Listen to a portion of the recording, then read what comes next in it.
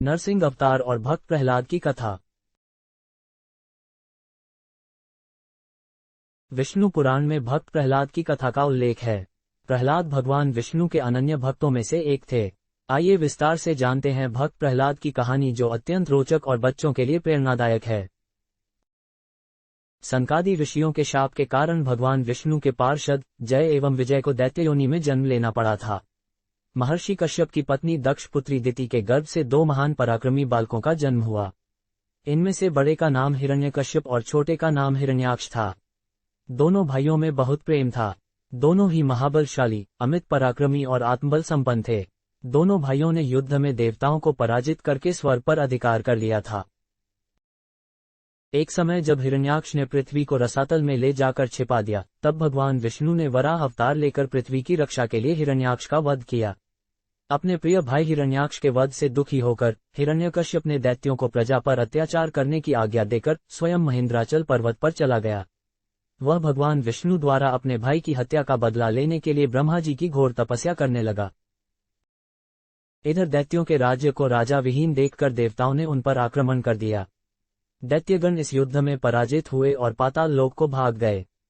देवराज इंद्र ने हिरण्यकश्यप के महल में प्रवेश करके उसकी पत्नी कयाधु को बंदी बना लिया।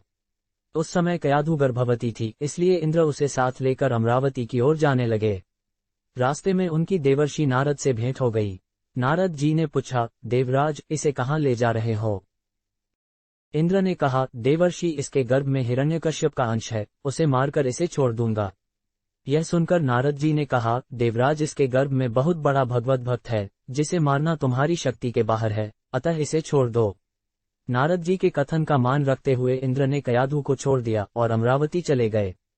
नारद जी कयाधु को अपने आश्रम पर ले आए और उससे बोले, बेटी, तुम यहाँ आराम से रहो जब तक तुम्हारा पति अपनी तपस्या पूरी करके नहीं लौटता। कयाधु उस पवित्र आश्रम में नारद जी के सुंदर प्रवचनों का लाभ लेती हुई सुखपूर्वक रहने लगी, जिसका गर्भ में पल रहे शिशु पर भी गहरा प्रभाव पड़ा। समय होने पर कयाधु ने एक पुत्र को जन्म दिया, जिसका नाम प्रहलाद रखा गया। इधर हिरण्यकश्यप की तपस्या पूरी हुई और वह ब्रह्मा जी से मनचाहा वरदान लेकर वापस अपनी राजधानी चला आया। कुछ समय के बाद कयाधु भी प्रहलाद को लेकर नारद जी के आश्रम से राजमहल में आ गई। जब प्रहलाद कुछ बड़े हुए तब हिरण्यकश्यप ने उनके शिक्षा की व्यवस्था की। प्रहलाद गुरु के सान्निध्य में शिक्षा ग्रहण करने लगे। एक दिन हिरण्यकश्यप अपने मंत्रियों के साथ सभा में बैठा हुआ था। उसी समय प्रहलाद अपने गुरु के साथ वहां गए। प्रहलाद को प्रणाम करते देखकर हिरण्यकश्यप ने उसे अपनी गोद में बिठाकर दुलार किया और कहा, वत्स, तुमने अब तक अध्ययन में निरंतर तत्पर रहकर जो कुछ सीखा है, उसमें से कुछ अच्छी बात सुनाओ। तब प्रहलाद बोले, पिताजी, मैंने अब तक जो कुछ सीखा है उसका सारांश आपको सुनाता हूँ। जो आदि, मध्य और अंत से रहित, अजन्मा, वृद्धि क्षय से शून्य और अच्युत हैं, समस्त कारणों के कारण तथा जगत के स्थिति और अंतकर्ता उन श्रीहरि को मैं प्रणाम करता हूँ। यह सुनकर दैत्यराज हिरण्यकश्यप के नेत्र क्रोध से लाल हो उठे। उसने कांपते हुए होठों से प्रहलाद के गुरु से कहा, अरे दुर्बुद्धि ब्राह्मण, यह क्या? तूने मेरी अवज्ञा करके इस बालक को मेरे परम शत्रु की स्तुति से युक्त शिक्षा कैसे दी? गुरुजी ने कहा, दैत्यराज, आपको क्रोध के वशीभूत नहीं होना चाहिए। आपका पुत्र मेरी सिखाई हुई बात नहीं कह रहा है। हिरण्यकश्यप बोला, बेटा प्रहलाद, बताओ तुमको यह शिक्षा किसने दी है? तुम्हारे गुरुजी कहते हैं कि मैंने तो इसे ऐसा उपदेश दिया ही नहीं है। प्रहलाद बोले, पिताजी, हृदय में स्थित भगवान विष्णु ही तो संपूर्ण जगत के उपदेशक हैं।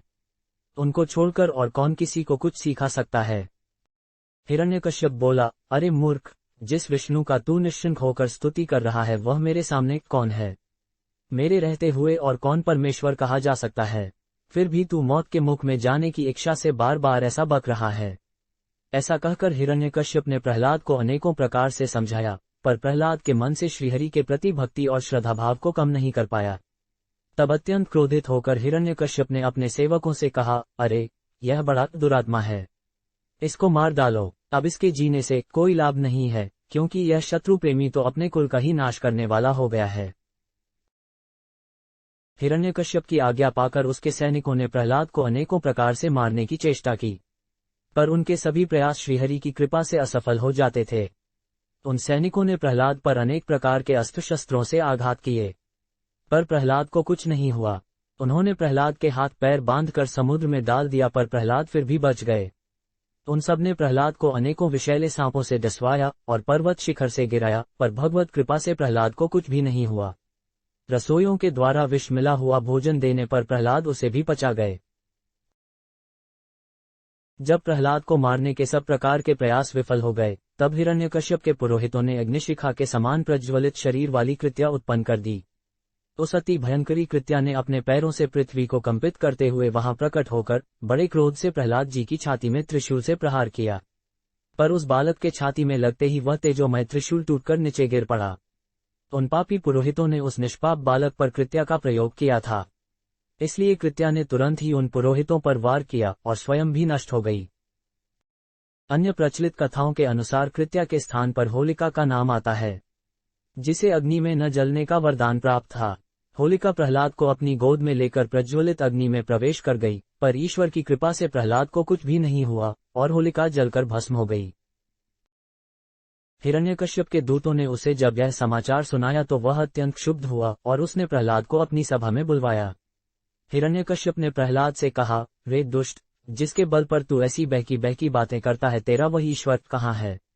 वह यदि सर्वत्र है तो मुझे इस खंबे में क्यों नहीं दिखाई देता? तब प्रहलाद ने कहा, मुझे तो वे प्रभु खंबे में भी दिखाई दे रहे हैं। यह सुनकर हिरण्यकश्यप क्रोध के मारे स्वयं को संभाल नहीं सका और हाथ में तलवार लेकर सिंहासन से कूद पड़ा और बड़े जोर से उस खंबे में एक घूंसा मारा। उसी समय उस खंबे से बड़ा भयंकर शब्द हुआ और उस खंबे को तोड़कर एक विचित्र प्राणी बाहर निकलने लगा, जिसका आधा शरीर सिंह का और आधा शरीर मनुष्य का था। यह भगवान श्रीहरि विष्णु का नरसिंह अवतार था। उनका रूप बड़ा भयंकर था।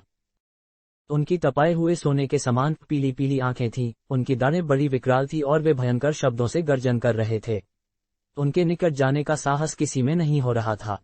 यह देखकर हिरण्यकश्यप सिंहनाद करता हुआ हाथ में गदा लेकर नरसिंह भगवान पर टूट पड़ा। तब भगवान भी हिरण्यकश्यप के साथ कुछ देर तक युद्ध लीला करते रहे और अंत में उसे झपट कर दबोच लिया और उसे सभा के दरवाजे पर ले जाकर अपनी जांघों पर गिरा लिया और खेल ही खेल में अपनी नखों से उसके कलेजे को फाड़कर उसे पृथ्वी पर पटक दिया। फिर वहां उपस्थित अन्य असुरों और दैत्यों को खदेड़ खदेड़ कर मार डाला। उनका क्रोध बढ़ता ही जा रहा था।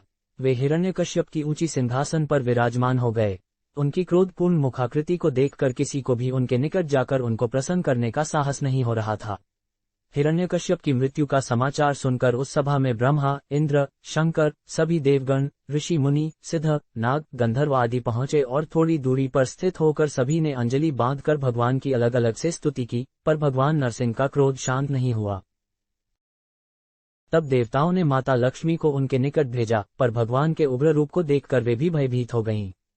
तब ब्रह्मा जी ने प्रहलाद से कहा, बेटा, तुम्हारे पिता पर ही तो भगवान क्रुद्ध हुए थे, अब तुम ही जाकर उनको शांत करो। तब प्रहलाद भगवान के समीप जाकर हाथ जोड़कर साष्टांग भूमि पर लौट गए और उनकी स्तुति करने लगे। बालक प्रहलाद को अपने चरणों में पड़ा देखकर भगवान दयार्द्र हो गए और उसे उठाकर गोद में बिठा लिया और प्रेमपूर्वक बोले, वत्स प्रहलाद, तुम्हारे जैसे एकांत प्रेमी भक्त को यद्यपि किसी वस्तु की अभिलाषा नहीं रहती, पर फिर भी तुम केवल एक मनवंतर तक मेरी प्रसन्नता के लिए इस लोक में दैत्याधिपति के समस्त भोग स्वीकार कर लो। भोग के द्वारा पुण्यकर्मों के फल और निष्काम पुण्यकर्मों के द्वारा पाप का नाश करते हुए समय पर शरीर का त्याग करके समस्त बंधनों से मुक्त होकर तुम मेरे पास आ जाओगे। देवलोक में भी लोग तुम्हारी विशुद्ध कीर्ति का गान करेंगे। यह कहकर भगवान नरसिंह वही अंतर्ध्यान हो गए। विष्णु पुराण में पराशर जी कहते हैं, भक्त प्रहलाद की कहानी को जो मनुष्य सुनता है उसके पाप शीघ्र ही नष्ट हो जाते हैं। पूर्णिमा, अमावस्या, अष्टमी और द्वादशी को इसे पढ़ने से मनुष्य को गोदान का फल मिलता है। जिस प्रकार भगवान ने प्रहलाद जी की सभी आपत्तियों से रक्षा की थी, उसी प्रकार वे सर्वदा उसकी भी रक्षा करते हैं जो उनका चरित्र सुनता है। संपूर्ण वीडियो देखने के लिए दिल से धन्यवाद। Please like, share and subscribe our channel.